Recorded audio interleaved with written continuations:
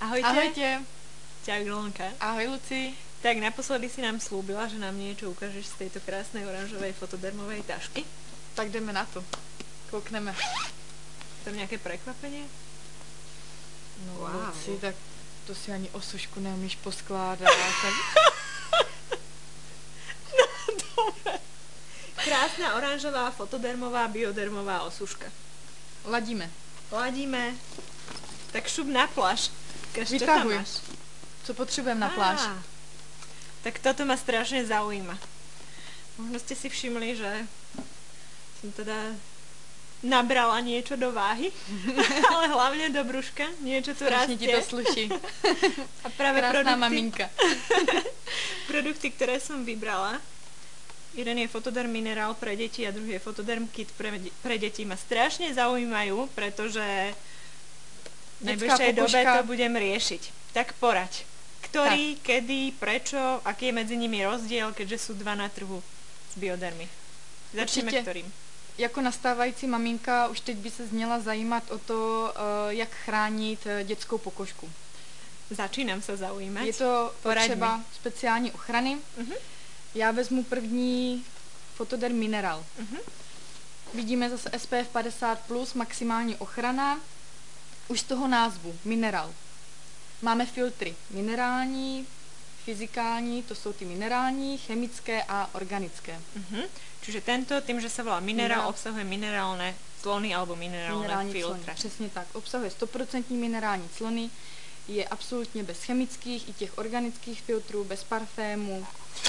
Ja ťa stopnem, ja by som sa ešte k tým filtrom predsa len vrátila, pretože viem, že aj moje okolie, moji známi sa ma pýtajú, aký je medzi nimi rozdiel. Čo znamená, že je to minerálna clona, minerálny filter a čo znamená, že je to chemický alebo organický filter. Vieš nám to vysvetliť?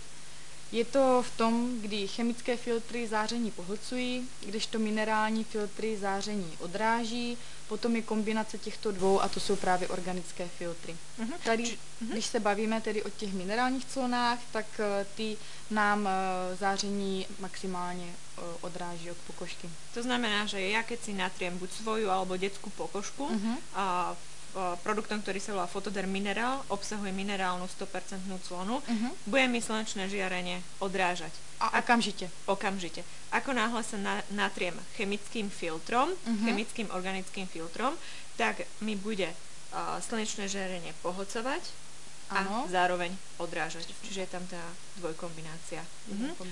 Tým, že je detská pokožka veľmi citlivá, tak čo odporúčaš?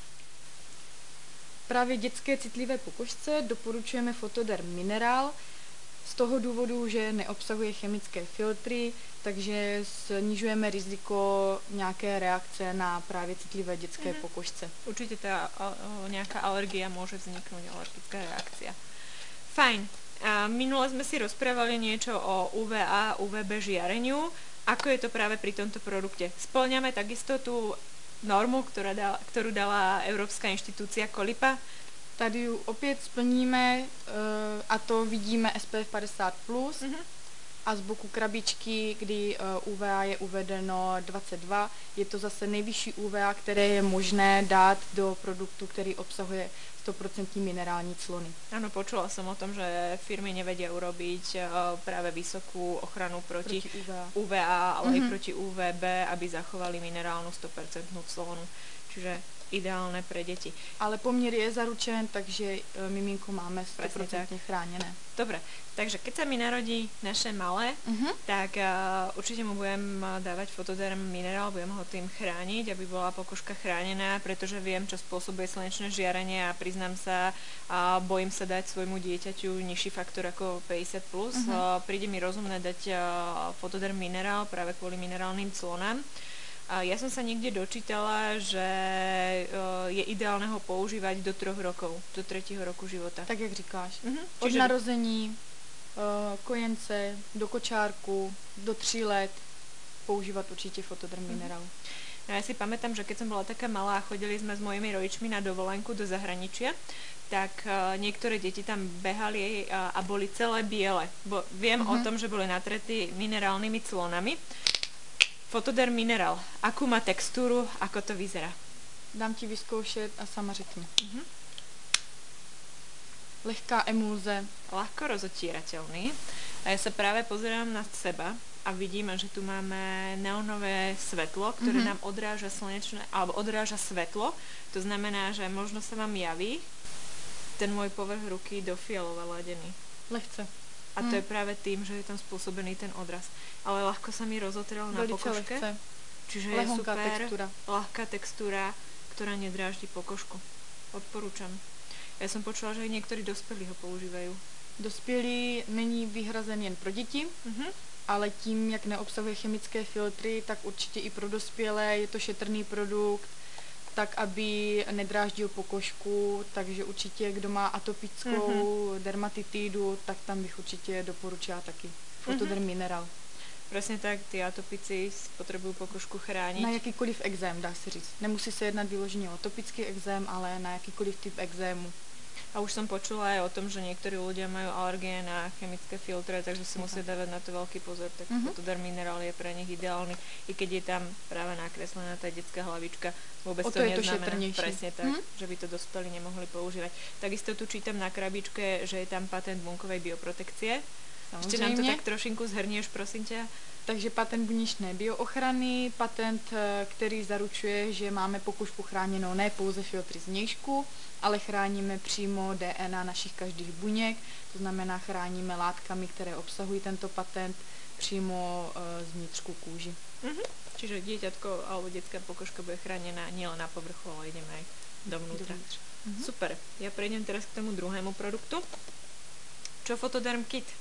Tak Fotoderm Kit, tak jak když jsme to věkově ohraničili, říkala si do 3 let minerál, tak Fotoderm Kit od 3 let nahoru.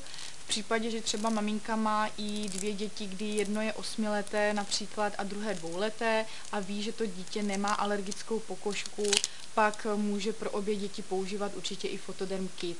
Tam je důležité to, že ho chrání 50 plus SPF faktorem. A má niečo naviac tento produkt? Určitě tím, že je určen pro děti, tak tento produkt má navíc látku, která se nazývá peptid C. Ano.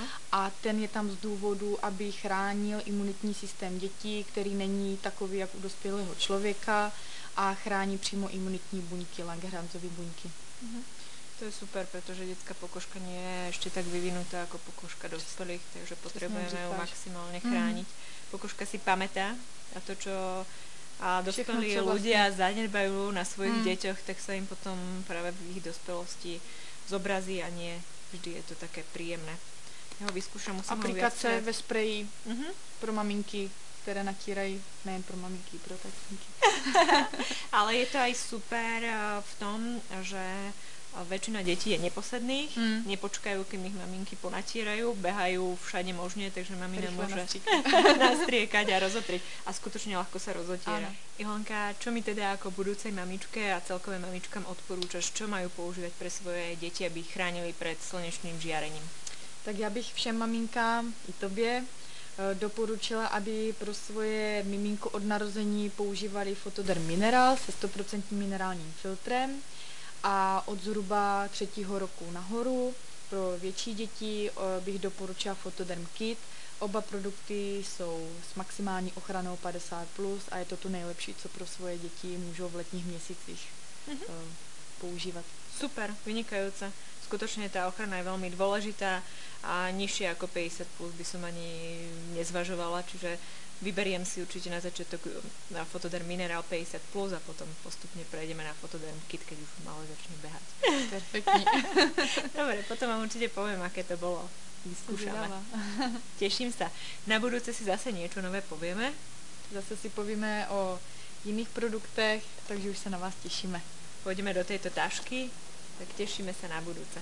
Ahojte. Ahojte.